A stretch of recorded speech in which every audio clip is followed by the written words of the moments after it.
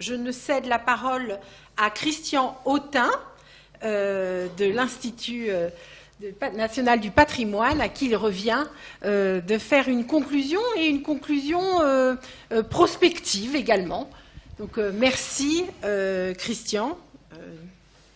Merci beaucoup Sophie. Et c'est un plaisir effectivement pour l'Institut national du patrimoine d'accueillir de manière quasiment régulière maintenant ces soirées de débat avec l'ICOM.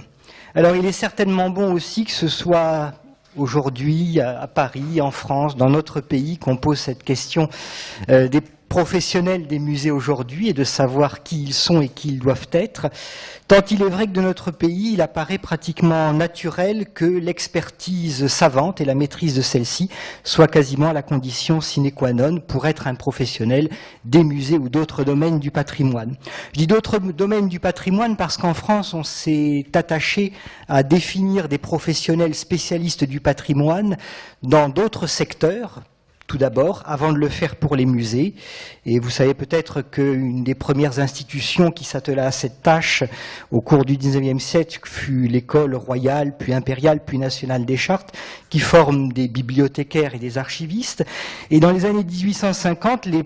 premiers chartistes s'offusquaient fort d'apprendre qu'on envisageait de confier à Prosper Mérimée une charge de bibliothécaire. Et la presse, d'ailleurs, raillait fort ces premiers chartistes en faisant valoir que si Prosper Mérimée n'avait peut-être pas appris à classer et à conserver des livres, il en avait écrit quelques-uns et que c'était probablement également un bon titre pour prétendre à s'occuper d'une bibliothèque.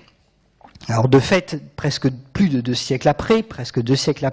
le sujet passionne toujours et notre propre débat de ce soir, on a pu le constater, est fait écho à des discussions, à des études, à des recherches et à des colloques qui se tiennent dans d'autres pays. J'ai noté qu'un colloque s'était tenu en Espagne pendant plusieurs jours sur cette question, savoir comment définir un professionnel du musée, sans que finalement on y parvienne. J'ai noté également que la présentation qui nous a été faite de la situation en Suède s'appuyait sur une étude qui avait été commanditée et qui avait été menée, et que dans d'autres pays, aux États-Unis ou au Canada, c'était également un débat récurrent. Alors la première question que vous avez posée, Sophie Bichler, était de savoir finalement qu'est-ce qui avait changé et dans la mesure où tout cela avait changé, quelles conséquences cela pouvait avoir pour nos patrimoines et pour nos professionnels des musées. Plusieurs points ont été mis en avant. Je les regrouperai rapidement en 2 thématiques. La question tout d'abord d'un environnement qui est évidemment beaucoup plus complexe, beaucoup plus diversifié. La question de l'injonction financière, elle a été posée à travers l'existence du musée de la Monnaie de Paris, mais ce constat qui est fait pour ce musée particulier, puisqu'il dépend du ministère de l'économie et des finances, je crois que c'est un constat que partagent tous les musées en France aujourd'hui, quelle que soit leur tutelle, et évidemment tous les musées au plan international. La question, disons, de l'environnement numérique, du multimédia, soit qu'on parle de la numérisation des œuvres, de leur diffusion par des voies multimédia, de la production évidemment d'œuvres nativement numériques, ou d'un environnement numérique plus global qui a trait à tout ce qui est données, et par données on entend ici aussi archives, et à la gestion de ces données. C'est à juste titre que vous avez rappelé au niveau européen les nouvelles donnes qui s'imposent à nous depuis le 25 mai et depuis la mise en place du RGPD. Un environnement plus complexe et diversifié aussi, et ça c'est Georges Jacob, je crois qu'il a très bien pointé, est celui du différentiel qui existe entre l'injonction politique, un thème qui est revenu souvent, et la vitesse possible ou pas d'exécution des projets. L'injonction politique à définir un message que doit porter un musée et la lenteur qui peut être celle de la temporalité de réalisation de ce musée, avec le risque d'avoir 10, 15 ans après peut-être un produit fini, un discours muséographique qui est en décalage avec des injonctions politiques qui entre-temps auront changé. L'autre grand ensemble, je dirais, de modification de cet environnement, c'est la question du rapport au public. Alors là aussi, un rapport qui est plus complexe, on parle non plus d'un public, mais depuis bien longtemps de public au pluriel, et ces publics s'analysent. C'est d'ailleurs une branche de la sociologie de la culture qui fait florès, celle de la sociologie des publics, mais il en est d'autres, et j'y reviendrai tout à l'heure. Un public qui est beaucoup plus exigeant dans la mesure où il se rend dans les musées désormais non plus seulement pour acquérir des connaissances,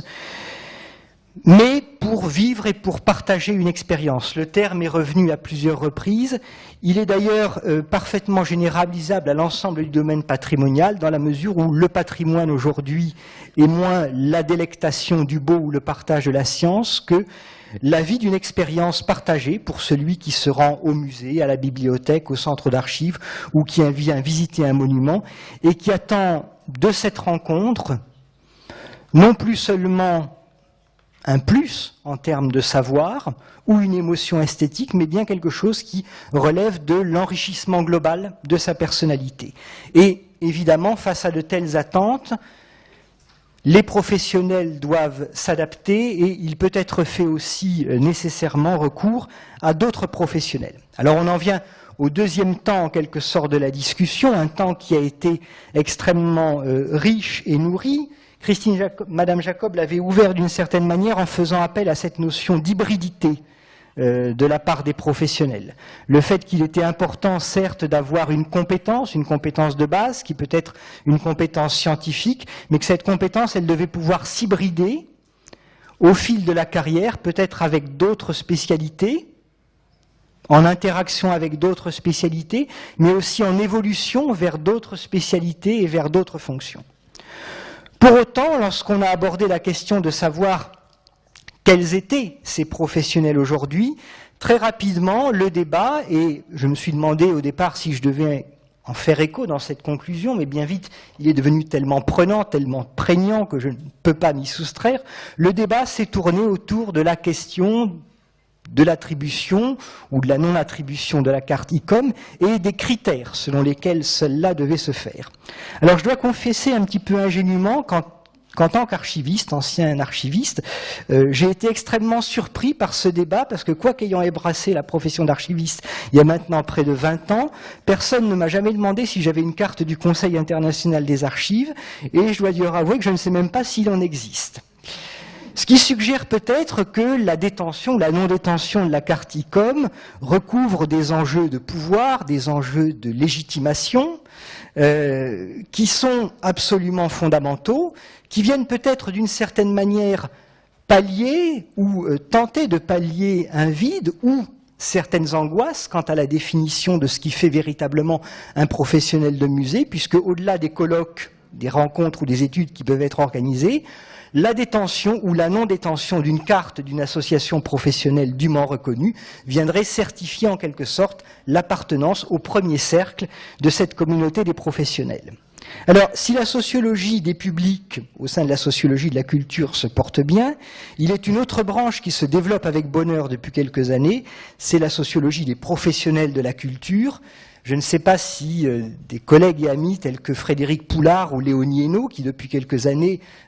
font l'investigation de ces sujets avec bonheur, sont dans la salle, mais en tout cas, s'ils sont là ou s'ils étaient là, il y aurait à travers le débat de ce soir une magnifique matière, un magnifique matériau pour eux, et je pense que c'est véritablement une question qui mériterait de faire l'objet d'une étude sociologique, puisque vous avez, madame, évoqué tout à l'heure l'intérêt que cette discipline présentait également pour nos métiers, et combien il serait utile sans doute que les professionnels et les futurs professionnels en fussent plus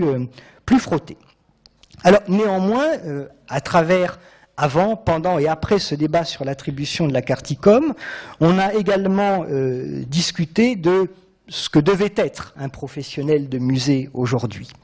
La question s'est posée, à vrai dire, moins en des termes techniques, même si on a parlé parfois, encore une fois, du numérique ou du rapport au public, qu'en des termes qui, à mon avis, situent le débat véritablement à son bon niveau, c'est-à-dire en termes à la fois d'enjeux de société, c'est vous, madame, pour la Suède, qui l'avez dit, je crois qu'il avait rappelé la question qui devait être posée, un professionnel, oui, mais pour quel rôle dans la société, un professionnel, oui, mais dans quelle relation aux politiques, ou pour reprendre un débat qui concerne le musée de la Monnaie de Paris, mais qui a également été rappelé par Dominique Ferriot à propos d'un exemple déjà ancien mais toujours salubre. Quel rapport au territoire, finalement, et quel professionnel de musée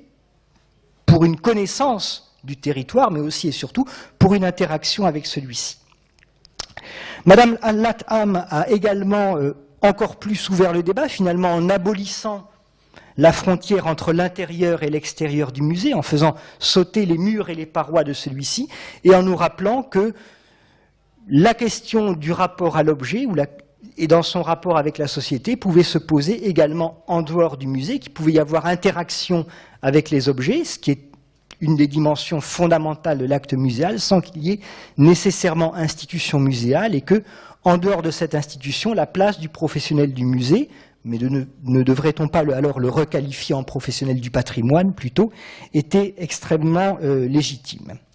Et enfin, Georges Jacob, vous êtes revenu sur des questions, à mon avis, également fondamentales, qui sont de se demander, autour de ces professionnels, comment sont-ils arrivés là, finalement? Le professionnel, oui, mais quel formateur pour ces professionnels? Il est certain de ce point de vue qu'un professionnel du musée qui aura été formé également par des professionnels de la discipline ou d'autres disciplines connexes n'aura nécessairement pas la même approche qu'un professionnel des musées ou du patrimoine qui aura reçu une formation strictement théorique, strictement académique et qui pourra en découler un décalage par rapport à l'exercice du métier et à la pratique. Quel formateur, mais aussi bien entendu quel recruteur, ce qui nous renvoie à la question du politique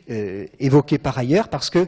en fonction des critères de la grille de lecture de ces recruteurs, on ne recrutera pas les mêmes professionnels, et ces mêmes professionnels, puisque le professionnel du musée est souvent un savant qui agit sous l'autorité du politique, n'accompliront pas les mêmes missions. Et enfin, vous avez à juste titre pointé un sujet qui est très prégnant dans le Nouveau Monde et qui commence seulement à l'être dans l'Ancien, la question des professionnels des musées comme reflet d'une diversité culturelle de nos sociétés. On ne saurait trop le rappeler. D'un point de vue plus prospectif également, on s'est posé la question des compétences nouvelles qui devaient être acquises, et ici encore, les enjeux strictement techniques ou scientifiques ont été assez largement subsumés par des enjeux plus politiques qu'il convient de rappeler. Des compétences scientifiques, techniques, oui, mais aussi des compétences éthiques, des compétences déontologiques et dans les sociétés qui sont les nôtres ou auxquelles nous aspirons, des compétences d'ordre démocratique, de la capacité du professionnel à interagir et à promouvoir, à travers le métier qui est le sien, une vision démocratique de la société. Un programme également qui se veut holistique, vous l'avez évoqué, madame, à propos des États-Unis, la question étant moins ici, finalement, encore une fois, d'apprendre ou d'apprendre comment faire, que d'apprendre à réfléchir sur ce que l'on fait, et d'apprendre à réfléchir à la manière de faire. Et enfin, un appel qui a été lancé, je crois, par plusieurs personnes ici, mais que je relais très volontiers, vous l'avez compris, hein, j'ai un petit tropisme du côté des sciences sociales, à l'importance de la sociologie dans tous ces domaines, et j'ajouterai aux sciences sociales dans l'ensemble, la sociologie, l'anthropologie, l'ethnologie, dans la mesure où, pour nos métiers qui sont des métiers scientifiques, mais où la science se vit parfois trop souvent sur un mode spontané, dans la mesure où le dialogue avec les sciences sociales permet justement une mise à distance critique de nos propres pratiques et une réflexion permanente sur celles-ci. À terme, ce serait peut-être finalement, de manière très caricaturale, deux approches du musée qui se sont un petit peu dessinées à travers ce débat sur la question des professionnels, du périmètre et des compétences de ceux-ci. Une approche peut-être où le musée apparaîtrait presque comme une forteresse, c'est-à-dire avec la recherche d'un impossible noyau dur, d'un impossible cœur de métier qui serait irréductible à toute forme d'externalisation, et à partir duquel, par cercle concentrique, on définirait ce qui, plus ou moins,